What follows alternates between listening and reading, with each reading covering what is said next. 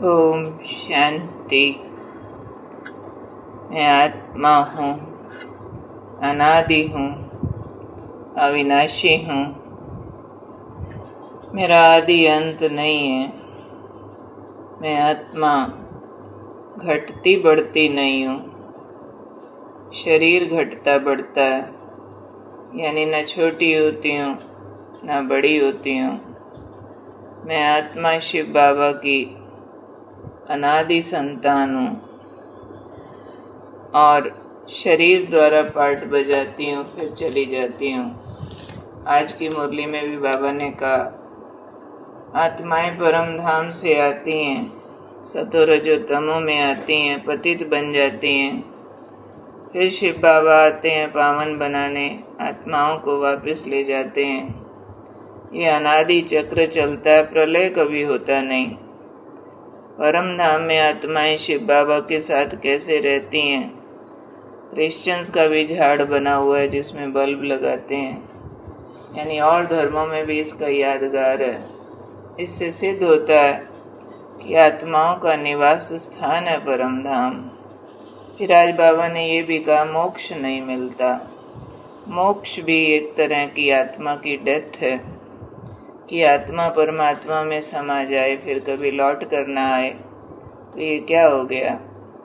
For ever आत्मा का existence तो खत्म हो गया। कहते आत्मा परमात्मा बन जाएगी ये मोक्ष होता है। तो आत्मा अगर परमात्मा बन गई तो आत्मा नहीं रही ना।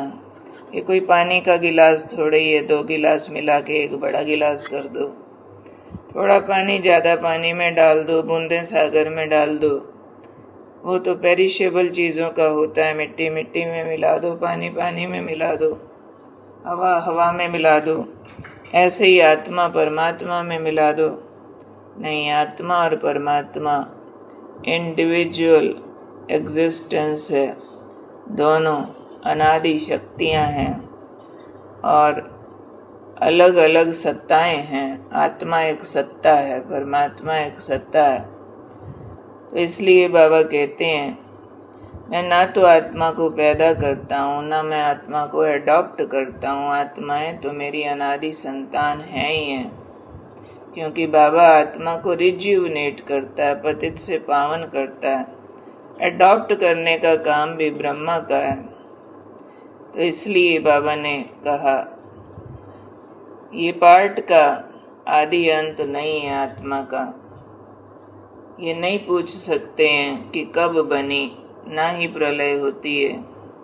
जैसे मैटर के लिए साइंस कहती है, मैटर या energy neither be created nor be destroyed, it only change its form।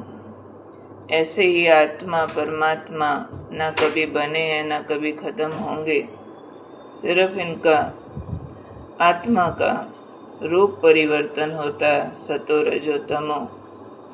तो ये बात हमें सोच सोच करके आनंदित होते रहना है कि मैं अनादि अविनाशी सत्ता हूँ।